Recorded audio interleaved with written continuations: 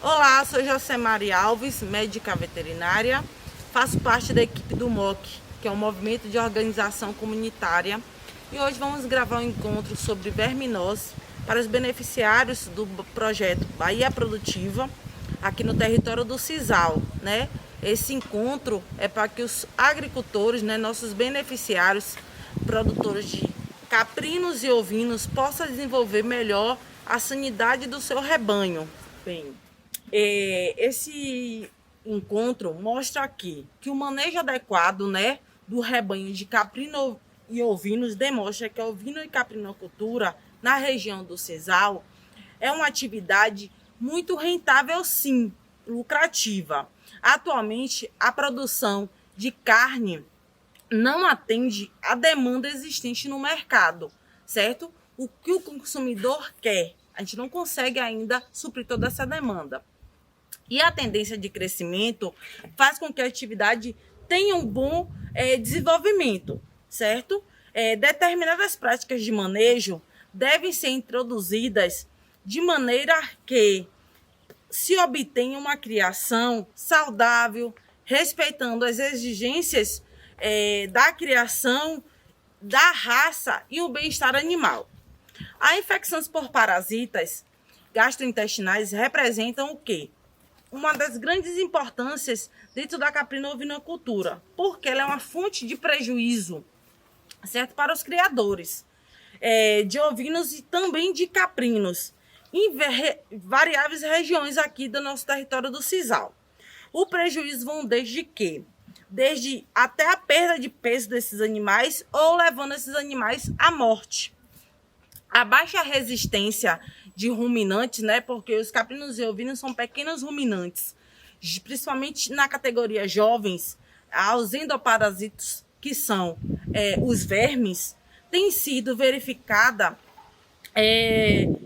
por estar associada ao quê? A menor resposta imunológica dos animais contra esses parasitas. Então, os animais jovens, eles têm uma janela imunológica, né? Uma condição imunológica ainda imatura, levando ao quê? Que eles tenham um maior cometimento de endoparasitoses. Então, pessoal, a presença de larvas no terceiro estágio, né, que são as larvas infectantes nos pastos, se deve à grande quantidade de ovos de nematóides, né, que são eliminados junto com as fezes. Então, esses ovos estão nas fezes dos animais, os animais pastejando, defecam e com ele contamina o pasto. A contagem de ovos por gramas, que é o OPG, né, em animais jovens pode variar muito entre os animais criados isolados junto com a mãe, certo? Aqueles animais ao pé, os jovens ao pé. Para evitar a mortalidade de animais devido a parasitas gastrointestinais, métodos racionais, né, de controle devem ser utilizados. O Haemontus contortus, né, é considerado o principal verme, né, o parasita gastrointestinal dos ovinos e dos caprinos, devido às suas características de alta patogenicidade, quer dizer, pega muito fácil, né, e leva o animal rápido à doença, e resistência também desses aos medicamentos já utilizados. Desse modo, os métodos de controle, né, visam principalmente a redução da população deste parasita, que é o Haemontus contortus. A utilização de medicamentos antihelmínticos é uma prática mais utilizada pelos produtores, né, pelos criadores de ovinos e de caprinos, para tentar controlar a infecção parasitária gastrointestinais dos animais das suas criações. O rebanho, né, os criadores devem estar observando dentro do seu rebanho, qualificar, né, a sua mão de obra. Por quê? Para detectar os níveis de infecção nos animais, levantar o grau de resistências parasitária para os medicamentos que se utilizam dentro da propriedade, vermifugar corretamente os seus animais e estabelecer métodos de controles integrados, certo? Não utilizar só, é um conjunto de controles para que a gente consiga controlar a questão da verminose na propriedade ou pelo menos diminuir uma carga parasitária muito grande.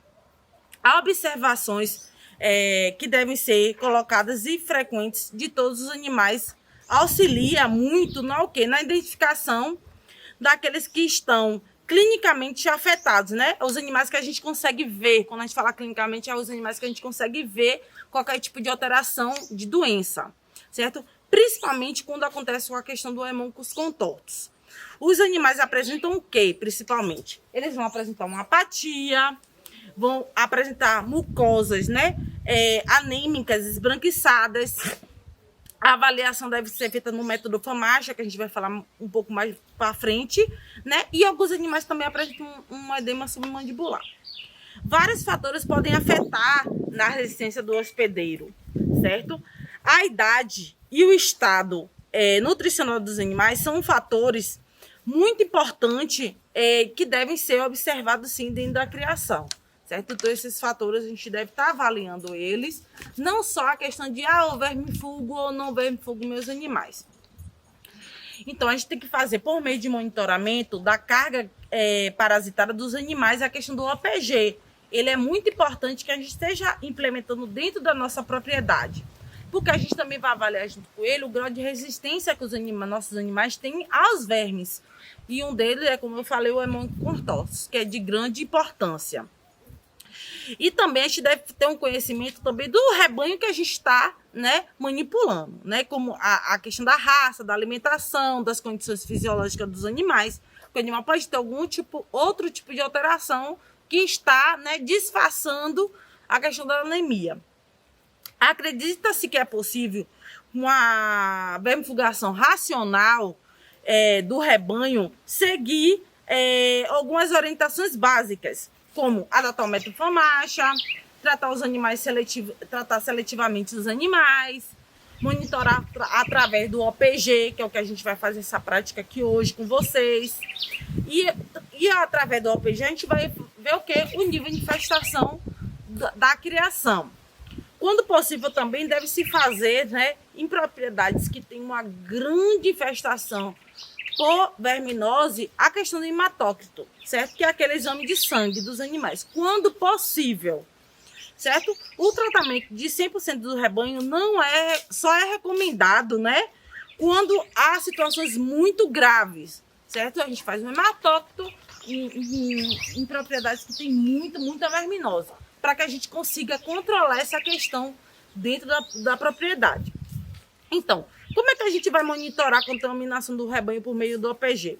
A gente vai fazer a coleta de fezes, né, dos animais por categoria, certo? Filhotes, fêmeas, em lactação, fêmeas paridas, reprodutores. Solicitar a cultura das fezes, né? Identificar, para que a gente quer isso? Para identificar o verme que ali existe.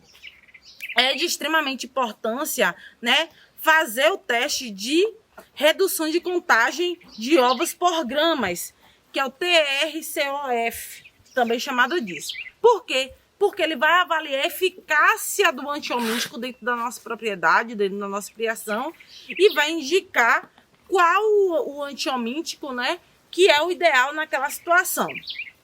O diagnóstico, né, de verminose pode ser facilmente obtido através de um parasitológico de fezes, a partir do qual o produtor poderá fazer um indicativo, né, indicar o grau de infestação da sua propriedade. Então, pessoal, conhecendo a positividade do rebanho para a verminose, né, dentro da criação, o criador deverá procurar orientação técnica, né, para tomar as medidas mais adequadas para controlar essa verminose, certo? Seja ela uma verminose mais leve, uma verminose moderada ou uma verminose mais grave, certo? Usando o quê? De maneira mais consciente os vermífugos, certo? Atitude este que vai prolongar, né, o aparecimento de resistência de antiomíticos, né? Problema muito atual, né? Um problema que existe muito dentro das nossas propriedades beneficiárias, principalmente nos rebanhos de caprinos e ovinos. Então, a gente deve se atentar a isso, certo? Aí está a importância do OPG, que a gente chama, né? Desse exame que a gente vai estar fazendo com vocês. O exame, normalmente, é baseado na técnica de contagem de ovos de nematóide, né? Do verme. Para o quê? A gente vai fazer isso através das fezes dos animais, contar as gramas que existem ali por verme que existe, certo? Que requer, a gente vai utilizar quantas gramas para fazer o exame? 2 gramas para ovinos e caprinos, né, de fezes desses animais. Paralelamente a isso, é realizado a coprocultura, né? Essa técnica possibilita o quê? Identificar, após 7 dias de incubação, quais gêneros de vermes, né, de nematodos estão presentes na infestação daqueles animais, certo? Para atualizar, certo? A realização utiliza-se fezes que normalmente excedem no exame de OPG. Então, a coprocultura já fala daquelas fezes que a gente já enviou para fazer o OPG mesmo, o laboratório mesmo faz. Esses exames podem ser utilizados como forma de quê? Para monitorar o rebanho, onde uma média de contagem de ovos, né, seja limite. É utilizada-se o quê? Essa média vai ser utilizada de quanto verme está ali infestando aqueles animais, para se utilizar no tratamento de antiomíticos, certo? Então, um animal que tem infestação maior que 500, uma carga parasitária maior que 500, já é um indicativo para tratamento. Então, existem alguns graus de infecção dos ovinos, né? Então, a partir desses graus de infecção dos ovinos, a gente vai mensurar pelo quê? Pela carga parasitária. Então, quando o laboratório passa para o proprietário que existe uma carga parasitária menor que 500, ele quer dizer o quê? Que existe um grau de infecção leve, mas já é tratado, certo? Quando a carga parasitária está entre 500 e 1.500, é um indicativo de carga parasitária moderada, certo? De uma infecção moderada. Quando a carga parasitária está entre 1.500 e 3.000, já é uma infecção considerada pesada, né? Quando essa carga parasitária ela está acima de 3.000, o que é que está demonstrando? Que é praticamente uma infestação dentro do animal fatal, né? O animal está num estado debilitado muito grande quando chega uma carga parasitária assim. Então, eu estou demonstrando para vocês aqui o grau de infestação de carga parasitária para que vocês entendam nesses exames de OPG, quando vem o resultado, o que quer dizer esses números, certo? Para realizar a coleta, o que é que vai precisar? O produtor deverá prender os animais, né, no momento da coleta, sem movimentação muito excessiva, muito brusca. Por que tem que fazer isso? Porque vai evitar a eliminação de fezes, certo? E, consequentemente, vai esvaziar, né, a porção terminal, né, a ampola retal desses animais. Então, como vocês observam aqui, esses animais já estão presos, certo? A gente prendeu previamente esses animais de forma tranquila. O manipulador deles que já faz isso para evitar esse tipo de estresse. As fezes devem ser coletadas diretamente do reto do animal. Por quê? Para evitar a contaminação por parasitas que existem livre aqui no ambiente, certo?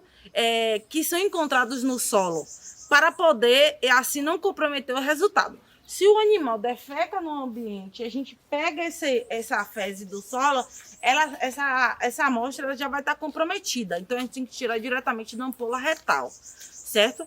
A coleta deve ser feita usando-se luvas e as fezes deverão ser acondicionadas em um recipiente estéril, né, limpo, identificado e bem fechado.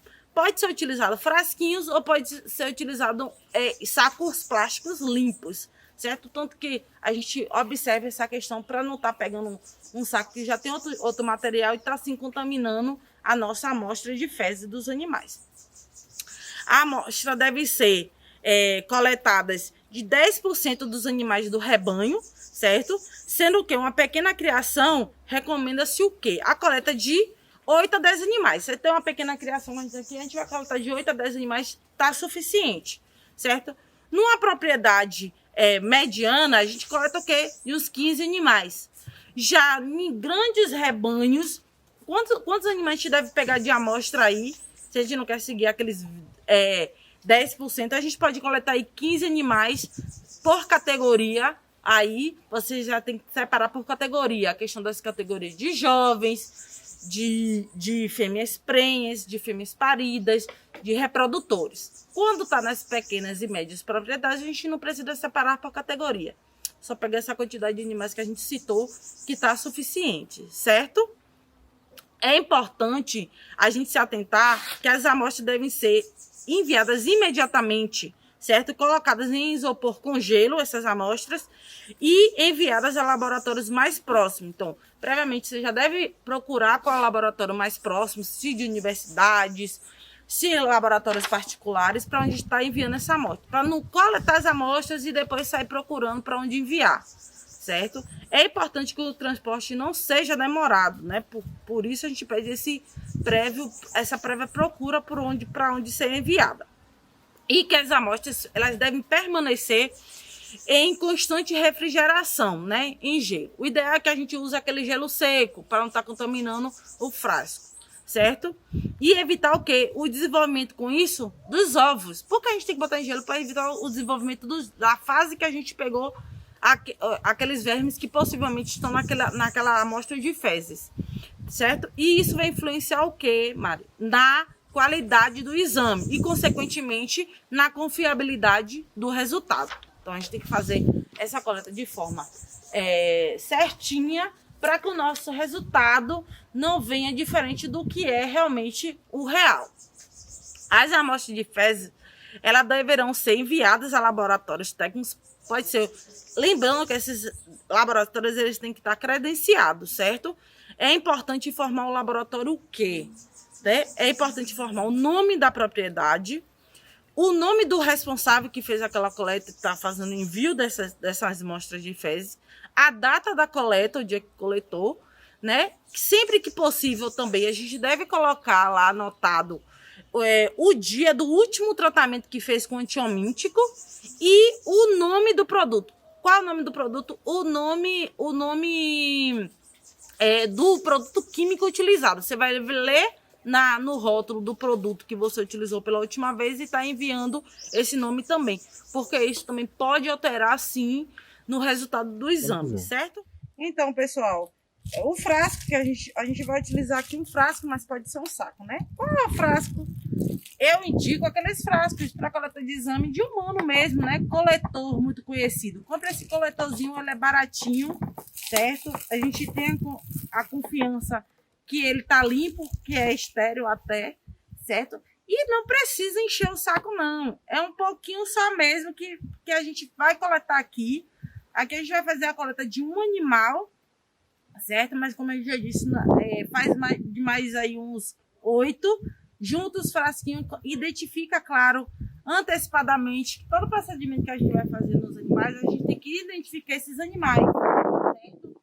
Qual o número desse animal, colocar no frasco, colocar na escrituração zootécnica, lembrar sempre que qualquer procedimento que a gente faz na propriedade, a gente tem que estar colocando na escrituração zootécnica lá, coloca o nome do animal, o dia que fez a coleta, certo? E aqui a gente coloca, pode ser pega aquelas fitinhas, aqueles esparadrapos, né? Também uma dica aí. Cola o esparadrapo aqui no frasquinho e já pode escrever aqui de caneta no frasquinho mesmo. Procedimento. Eduardo vai estar segurando contendo o animal. O Eduardo contenha ele, certo? A gente vai coletar diretamente aqui. Estampa. Né? Segura.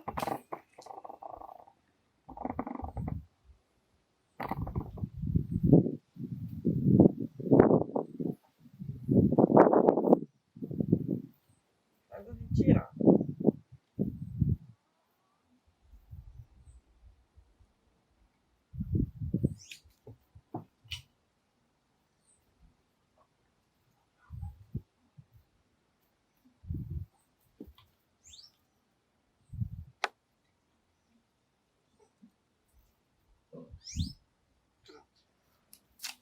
Aqui a gente vai tampar, certo? que vai fazer o envio imediato para o laboratório. Lembrando sempre, né, para fazer a coleta, utilizar luva, certo? Para fazer a prevenção de doença tanto para a gente quanto para a manipulação do animal. A TER à Distância é uma adaptação das atividades de assistência técnica e extensão rural do Bahia Produtiva, projeto do Governo do Estado da Bahia por meio da Secretaria de Desenvolvimento Rural do Estado da Bahia, executado pela CAR, Companhia de Desenvolvimento e Ação Regional, com recursos provenientes de acordo com o empréstimo com o Banco Mundial. Essa modalidade visa a continuação das atividades de capacitação e apoio para produtores, associações, cooperativas, empreendimentos produtivos e agentes comunitários rurais.